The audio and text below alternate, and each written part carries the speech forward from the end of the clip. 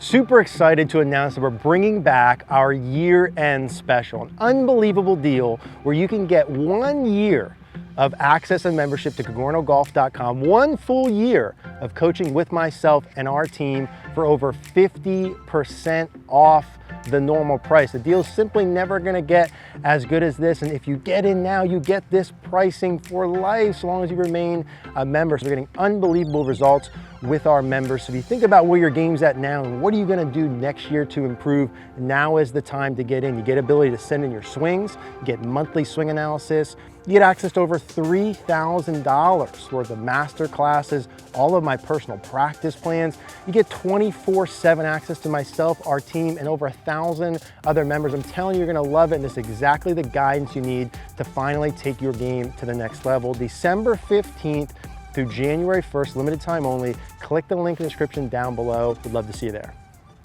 Hey guys, in today's video, we're gonna talk about the 3 biggest downswing faults that Jess and I see literally every single day that I bet you have 1, 2, or all 3 in your swing. We're gonna show you what those are and how to fix those. Mr. Jess Frank to my right, appreciate Eric, you having us. Yes, thank you so much. Thank you, man. And awesome. We're out here at Deer Creek Golf Club in Deerfield Beach, Florida, and 3 biggest downswing faults exposed. So I come here sometimes and I chip and putt. You see me out here, right? Some bunker play, some practice. And one of the days I came out, and this was probably like 2 weeks ago, and I was telling Jess that I, standing at the edge of the range, sometimes I just like to watch golfers hit balls, come up with video ideas, just kind of see what's going on, make sure I'm not losing my mind. And I sat at the far end of this range, down to the left, and there was probably 20 golfers, I'll say. Yeah. And I'm looking for commonalities. And so I was seeing the face-on version, and I'm telling you, 19 out of 20, I'll give one guy a pass who was hitting balls, had these 3 pieces in there. Yes. And what happened with these 3 pieces then, sort of the result of it, was I saw poor contact, inconsistent ball flights, direction, and a lot of frustration. Absolutely. Right? Absolutely. And so I'm sure that if that was 19 out of 20, that whoever, if you're watching this, the odds of you having it or the golfers around the world is very high. Yes. So in an effort to help someone hit it better, solid contact swing, can you show us, Jess, what those 3 things are, and then we'll talk about sort of how to fix them? Yeah, absolutely. So this is why I stay very busy out here at Deer Creek. Yes. And like you saw, 19 out of 20 golfers. So this is a worldwide issue with golfers. Because just I think a lot of poor ideas and kind of their friends telling them what to do.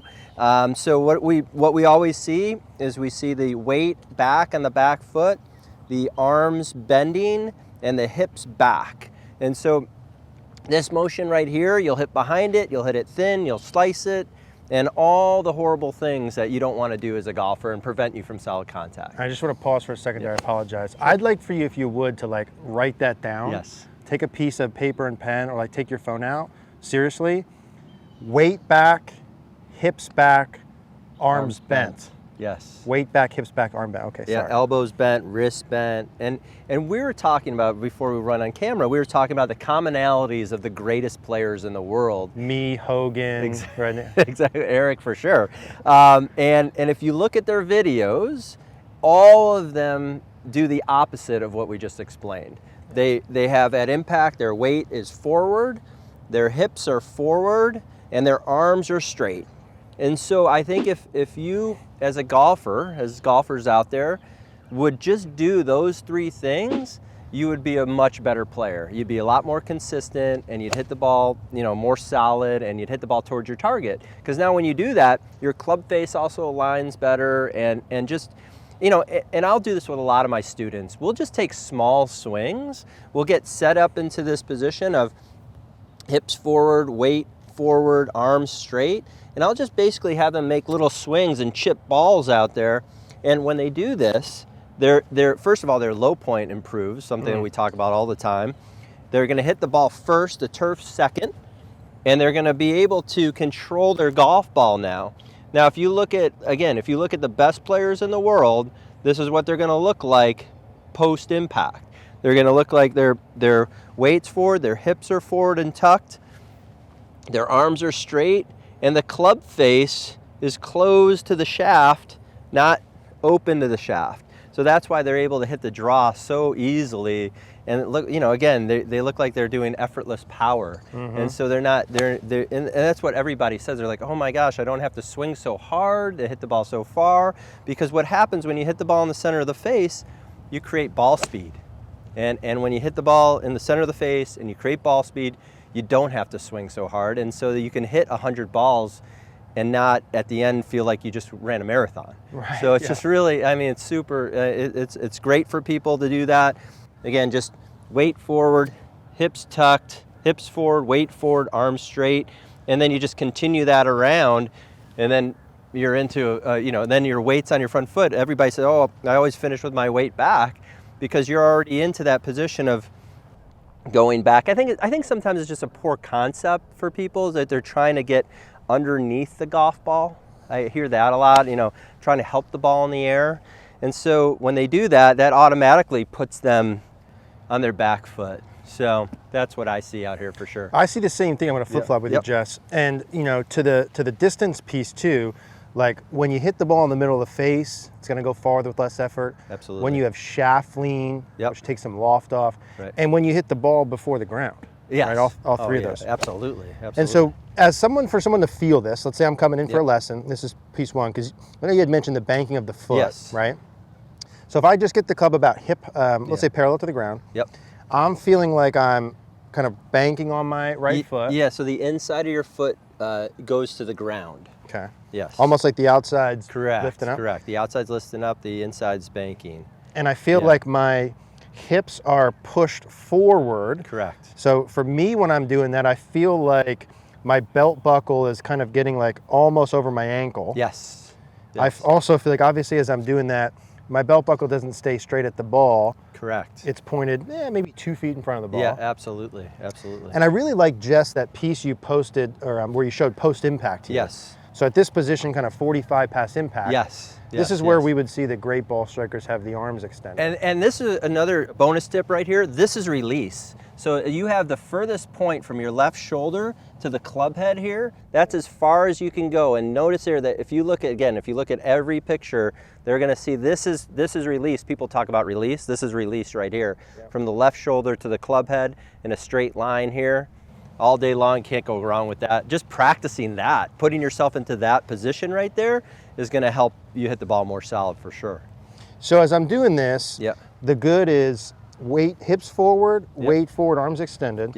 If I just go right into the bad, would be weight back, hips back, arms back. 100%. This is what we see. My belt buckle is pointed at the golf ball. Or behind the golf ball sometimes. Or behind it. My belt buckle's also not over my left ankle, it's in the middle. Correct. My left arm is bent, left and wrist the club, is bent. left wrist is bent. This is what we see. So from this position, you're going to have poor low point, no club face control, distance issues. As I go from here, if I were to fix that, I'm going to bank my right foot. Correct. That's a piece that helps me push my belt buckle forward. Yes. My belt buckle's over the inside part of my ankle. Yep. It's pointed 2 feet in front of the ball. Yep. My arms and the club head is as far away from my shoulder as possible. Now, the other big key, my head stays back over the ball as I do it. 100%. So I'm not here. No. Right? Nope. I'm here. So you're tilted. There you go. Perfect. I'm here. So I would go like this, and I would just kind of get the sensation of what that feels like. Yes. Small swings. Do small swings. Always crawl before you walk and walk before you run. This is going to help so many people hit the ball more solid. So every time I watch you do that, the low point is after the golf ball. And that's what the best players do.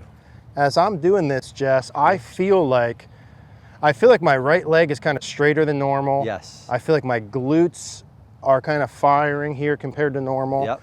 That definitely is going to feel like a stretch away. Oh yeah. Almost as if like you were pulling my club head and I kept my head back. Absolutely. That's sort of the sensation. I do this a lot too with people. I say, push your head back, stretch your arms out. The more you do this, the better you're going to hit it. And that's what, and it feels so foreign to most golfers because, like we were explaining, most people have their knees bent, hips back, bending the arms. But then I show them the difference on the picture and compare them to a model swing, and you'll see that position happen every single time. And then it just takes work. You have to practice this. You have to put yourself on video. Practice. Again, you got to feel the, you got to get in front of a mirror, and you have to have somebody watch you. Because if you don't do that, then you're just going to revert to what you always do, and so. And I think the big key here as I'm doing this, I could do 1 or 2 reps, feel that, and I'm going to hit one here, Yep. and just feel like I'm doing the same things through the ball. Again, for me, the take homes would be I'm banking the right foot, I'm pushing the hips forward and turned. I'm pushing the hips forward and turned. So what you're saying there, the hips forward and turn, you're actually, this is kind of a bonus piece. This is a raising of the belt buckle. You said your right leg, you hit a perfect point. You said your right leg feels like it's straightening. Yep. And your belt buckle's raising. And so what happens when you do that, that's the move that most people are missing. And this is going to gain distance. You're going to hit the ball higher, more solid. It's going to be good for you. Not to go off on a tangent with it, but as I'm raising my belt line and this is getting higher, I'm offsetting that with the shoulder down. Correct. To keep the low point. Yeah, you're not just raising up. Yeah. It's you can see how when Eric is doing this, he's on the tilt here, so his shoulders are tilted. It's not level. I'm not all the way Yeah, up. correct. So I would do some of those with the feels, and then I should be able to take those same feels through the ball. Absolutely. Even if I go full swing here, just to start with. Yep. And I mean, I literally couldn't hit it any more solid than that. That's pure right there. Sometimes like that's honestly as good as I could hit it. Yeah. And this is one of the feels, especially through the ball, like when you're working with players, Jess, sometimes I think there's things with the swing that backswing stuff, whatever, where you may or may not hit it better immediately, even if you're doing a move correctly. This is one where if you do this correctly, you should hit the ball better immediately. Immediately. And I genuinely don't think that's the case all the time. There's sometimes where you gotta, it may not immediately, but this through the ball stuff. Yes. Oh, it's huge. And like I said, doing it with the small swings right away. In fact, I was working with a lady who she's been playing about a year, and I said, let's just chip the ball and do exactly what we're doing right here. And she's like, oh my gosh, I don't have to swing so hard, and I'm hitting the ball farther. So, yeah, that's solid right there. Yeah. Beautiful. Love it. Love that. Yeah. Banking of the trail foot, hips forward and turned, arms extended, and if we took a handful of our lesson videos from Face On and we did a split screen of take any of the average tour player, great player, and we stopped them all at that couple feet past impact, we would literally see a direct one-to-one with handicap. Oh, 100%. Every good, great tour player would look like these pieces we explained. Yeah. So there could be some different setups, there could be some different backswings, but through the ball, it's kind of non-negotiable. They're pretty much all the same. I mean, they really are, and that's what I try to tell people, because, I mean, giving a lot of lessons here per week, I would say 98% of golfers are bending their arms with their weight back. That means that whoever's watching this, the odds are very high they're doing the same thing. Yeah. Jess Frank, Deer Creek Golf Club, if you're interested in lessons, if you can get in his busy book, we'll put his info down below. If you want to check out CogornoGolf.com, would love to work with you there. Thanks, Jess. Yes, sir. Appreciate Awesome. you. Thanks, Eric. Yeah.